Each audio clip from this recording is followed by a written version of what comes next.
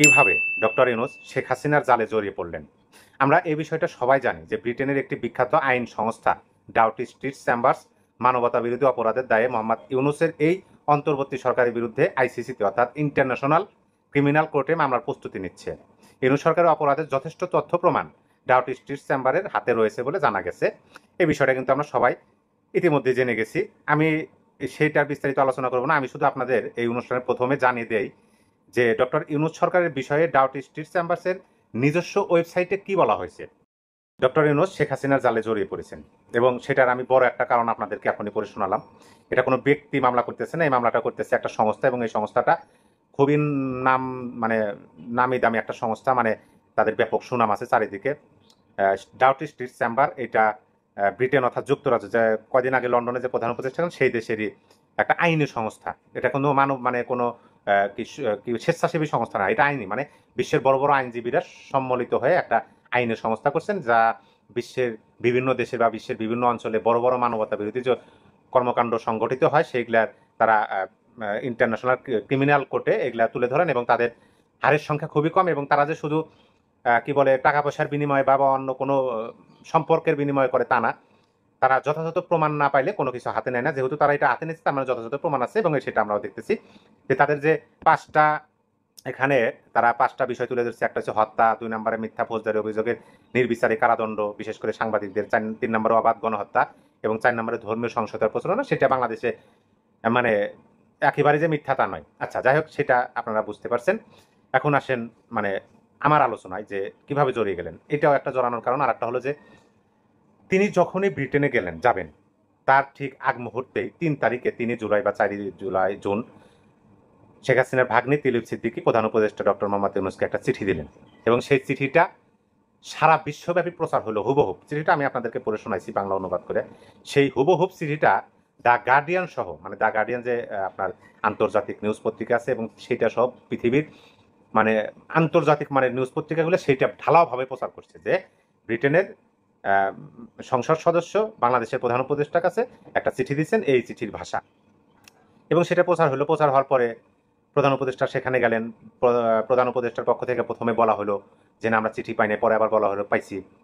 তারপরে ব্রিটেনে গেলেন। ব্রিটেনে প্রধানমন্ত্রী ক্লিয়ার স্টারমার তিনি দেখা করলেন না প্রধান উপদেষ্টার সাথে এবং আমাদের প্রধান উপদেষ্টা তিলিপ সিদ্দিকীর সাথে দেখা করলেন না। এই যে তিলিপ সিদ্দিকী একটা চ্যালেঞ্জ ছুড়ে দিয়েছিলেন প্রধান উপদেষ্টার দিকে, সেটা প্রধান উপদেষ্টা গ্রহণ করেন নাই।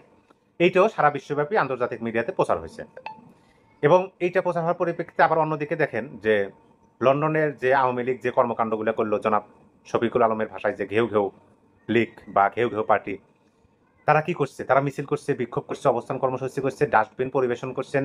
তারপরে তারা ডিজিটাল সাইনবোর্ডে বর্তমান অন্তর্বর্তী সরকারের প্রধান উপদেষ্টা তার ছবি, আমাদের পার্শ্ববর্তী রাষ্ট্র মিয়ানমারের নোবেল জয়ী একজন প্রধানমন্ত্রী ছিলেন অং সান সু চি, তার ছবি, তাদেরকে দিয়ে তারা যে কর্মকাণ্ড করছে বিভিন্নভাবে তারা প্রচার করছেন। সেটাও বিশ্বের আন্তর্জাতিক গণমাধ্যমে ব্যাপকভাবে প্রচার হয়েছে এবং সেটা গ্রহণযোগ্যতাও পাইছে অনেকাংশে। আর তার চেয়ে বড় বিষয় হলো যে ব্রিটেনের প্রধানমন্ত্রী কিয়ার স্টারমারকে ব্রিটেনের সাধারণ জনগণ অনুরোধ করছে যে আপনি বাংলাদেশের প্রধান উপদেষ্টার সাথে সাক্ষাৎ করেন না, কারণ তার বিরুদ্ধে অনেক মামলা আছে। তিনি ক্ষমতা নেওয়ার পরে অনেকগুলো অভিযোগ আছে। তিনি ক্ষমতা নেওয়ার পরে বাংলাদেশে অনেকগুলো ঘটনা ঘটছে, তিনি কোনো পদক্ষেপ নেয়নি বা তার প্রত্যক্ষ বা পরোক্ষভাবে মদদে এই কাজগুলো হয়েছে। আপনার মোট কথা এই যে সাধারণ জনগণের রিকোয়েস্টে প্রধানমন্ত্রী কিয়ার স্টারমার কিন্তু প্রধান উপদেষ্টার সাথে বৈঠক করলেন না।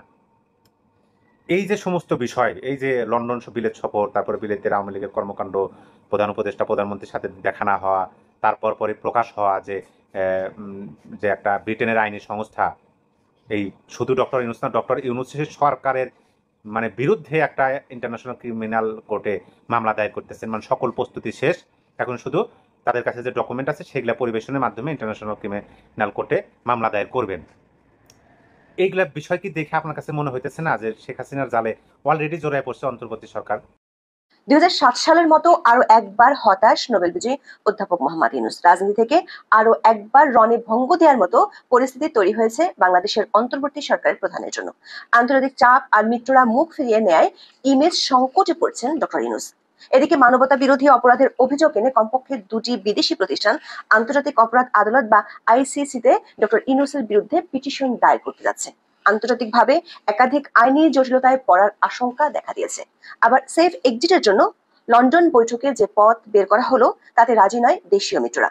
মধ্যে সব মিলিয়ে নিজের রাজনৈতিক ক্যারিয়ারের দ্বিতীয় ইনিংস গুটিয়ে নেওয়ার ব্যবস্থাটা জটিল হয়ে পড়ছে অধ্যাপক ইউনূসের জন্য। বিস্তারিত জানতে আপনাদের সামনে হাজির করব কিভাবে 1-11 সময় কিভাবে তার মিত্ররা সরে গেলে তিনি হতাশ হয়ে পড়েছিলেন। 2007 সালের 3রা মে বাংলাদেশের মানুষের উদ্দেশ্যে ডক্টর মোহাম্মদ ইউনূস একটি খোলা চিঠি লিখেছিলেন।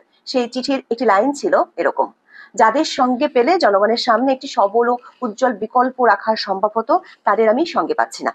নোবেল পাওয়ার 5 মাসের মধ্যে তিনি রাজনৈতিক ক্যারিয়ার শুরুর যে তৎপরতা দেখিয়েছিলেন সেটি শেষ করে দিয়েছিলেন এই চিঠির মাধ্যমে। 2007 সালের 11 ও 22 ফেব্রুয়ারি 2 দফা দেশের মানুষের কাছে খোলা চিঠি দিয়ে বলেছিলেন তিনি রাজনৈতিক দল করতে যাচ্ছেন যার নাম নাগরিক শক্তি। ওই বছরের 3রা মে আরেকটি চিঠিতে রাজনীতির প্রথম ইনিংসের ইতি টেনেছিলেন তিনি। দৈনিক প্রথম আলোর খবরে তখন বলা হয়েছিল, দল গঠনের ঘোষণা দেওয়ার পর তার কাছে স্পষ্ট হতে থাকে যারা তাকে উৎসাহ দিচ্ছেন তারা নিজেরা রাজনীতিতে আসবেন না, প্রকাশ্যে সমর্থনও দেবেন না, এমনকি যারা রাজনৈতিক দলে আছেন তারাও এই মুহূর্তে দল ছেড়ে আসবেন না। প্রথম ইনিংস 2007 সালে শেষ হলেও 2024 সালের 8 আগস্ট ডক্টর ইউনূস দ্বিতীয় ইনিংস শুরু করেন। তার নিয়োগকর্তা হিসেবে বৈষম্য বিরোধী ছাত্রদের সমর্থন নিয়ে এই যাত্রা শুরু করেছিলেন। পরে তারা ডক্টর ইউনূসের উৎসাহে গঠন করে নতুন দল এনসিপি। আবার 2007 সালে 1-11 এর পর যে বিএনপি জামাতের বিরুদ্ধে প্রকাশ্যে বক্তব্য দিয়েছিলেন, 2024 সালে তারা হয়ে যায় অধ্যাপক ইউনূসের মিত্র। কিন্তু 10 মাসের মধ্যেই ডক্টর ইউনূসের যাত্রাপথে বড় বড় অনেক গর্ত তৈরি হয়েছে। কয়েক মাসের মধ্যেই চির ধরে ইমেজে। তার সরকার ক্রমেই হতে শুরু করে একপক্ষীয়, দূরত্ব বাড়ে মিত্র বিএনপির সঙ্গে। সদ্য গড়ে ওঠা জাতীয় নাগরিক পার্টির নেতাদের পরোক্ষ হস্তক্ষেপে প্রশাসনিক ব্যর্থতা হয়ে ওঠে স্পষ্ট। আর জুলাই আন্দোলনের অন্যতম নিয়ামক সেনাবাহিনীর ভেতরেও দেখা দেয় সন্দেহ ও দ্বিধার আভাস। ক্ষমতার বাঘের পিঠে সওয়ারি ইউনূসের দরকার, তাই সেফ এক্সিট। তার জন্য দরকার প্রধান রাজনৈতিক শক্তির সঙ্গে সমঝোতায় পৌঁছে একটি গ্রহণযোগ্য নির্বাচন আয়োজন করে সম্মানজনক প্রস্থানের পথ তৈরি করা। সে লক্ষ্যে লন্ডনে ডক্টর ইউনূস ও তারেক রহমানের মধ্যে 13 জুন বৈঠক হয়। ডিসেম্বর নাকি এপ্রিলে নির্বাচন হবে তা নিয়ে যে গন্ডগোল বেঁধেছিল সেটি থেকে সরে এসে ফেব্রুয়ারিতে নির্বাচন হওয়ার সম্ভাবনা জেগেছে বৈঠকের পর। কিন্তু ডক্টর ইউনূস দেশে ফেরার আগেই তার বড় দুই মিত্র এনসিপি ও জামাত ইসলামী এমন যৌথ সিদ্ধান্তকে তুলোধুনো করেছে। তাদের বার্তা পরিষ্কার, শুধু বিএনপির সাথে বৈঠক করে সরকার কোনো যৌথ সিদ্ধান্ত দিতে পারে না। এমন বার্তায় ইউনূস সরকারের পক্ষে সহসা নির্বাচন কমিশনকে কিছু বলা সম্ভব হচ্ছে না। এরই মধ্যে খবর হলো অধ্যাপক ইউনূসের বিরুদ্ধে আন্তর্জাতিক অপরাধ আদালতে যাওয়ার প্রস্তুতি নিচ্ছে দুটি সংস্থা। একটি হলো দিল্লির think tank the rights and risk analysis group বা RRAG, এবং আরেকটি হলো বেশ সুপরিচিত ব্রিটিশ আইনি পরামর্শক সংস্থা ডাউটি স্ট্রিট চেম্বার্স। সংস্থা দুটি ডক্টর মোহাম্মদ ইউনূসের নেতৃত্বাধীন অন্তর্বর্তীকালীন সরকারের বিরুদ্ধে আন্তর্জাতিক অপরাধ আদালত বা ICCতে মানবতা বিরোধী অপরাধের অভিযোগ দায়েরের প্রস্তুতি নিচ্ছে। এই অভিযোগগুলোতে ডক্টর ইউনূসের আমলে সংগঠিত ব্যাপক হত্যা, নির্যাতন, বেআইনি আটক, জনতা কর্তৃক সহিংসতা এবং ধর্মীয় সংখ্যালঘুদের উপর হামলার মতো ঘটনাগুলোর উল্লেখ রয়েছে। RRAG এর দাবি অনুযায়ী ডক্টর ইউনূসের শাসনামলে অন্তত 123 জনকে হত্যা করা হয়েছে। সংস্থাটি আন্তর্জাতিক অপরাধ আদালতে ডক্টর ইউনূসের বিরুদ্ধে মামলায় রোম সনদের আর্টিকেল 7 বা মানবতা বিরোধী অপরাধ এবং আর্টিকেল 28 এর অধীনে মামলা করবে। লন্ডন বৈঠক নিয়ে গত কয়েকদিন ধরে নানান ধরনের আলোচনা, সমালোচনা, সন্দেহ, সংশয়, নানান ধরনের প্রশ্ন, রহস্য বিভিন্নভাবে উত্থাপিত হচ্ছে। এমন একটি জায়গায় এসে লন্ডন বৈঠকের অংশ বিশেষ নিয়ে, অর্থাৎ পরবর্তী সংবাদ সম্মেলনে যে ফেব্রুয়ারিতে নির্বাচন হতে পারে, যাবতীয় প্রস্তুতি সম্পন্ন হলো, সেই জায়গাটিতে গভীর সংশয়, সন্দেহ, গুরুতর প্রশ্ন উত্থাপন করেছেন খোদ প্রধান নির্বাচন কমিশনার AM নাসিরউদ্দিন। এবং লন্ডন বৈঠক অন্তত নির্বাচন ইস্যুতে কতটা যে অন্তঃসার শূন্য, মানুষের চোখে ধুলা দেওয়া হয়েছে এমন ঘোষণার মাধ্যমে, এসব বিষয়ে অনেকখানি গোমর ফাঁস করে দিয়েছেন প্রধান নির্বাচন কমিশনার।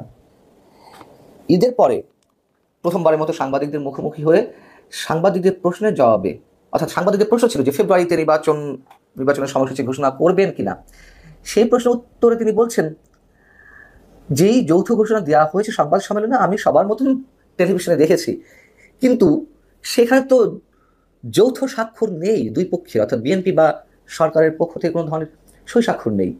এটিকে তো সরকারি ঘোষণা বলা যাবে না। এবং ভোটের 8-10 মাস আগে, যেহেতু ফেব্রুয়ারিতে ভোট নিয়ে আলোচনা হচ্ছে, সুনির্দিষ্টভাবে এই মুহূর্তে নির্বাচনের তারিখ ঘোষণা করা সম্ভব নয়। মানে তার কাছে প্রশ্ন ছিল যে তফসিল কবে হবে।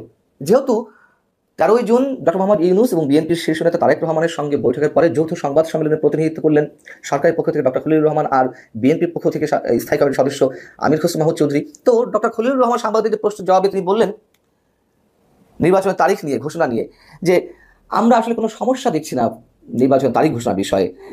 এবং নির্বাচন সম্পর্কে যৌথ বিবৃতিতে দুপক্ষই সম্মত হয়েছে।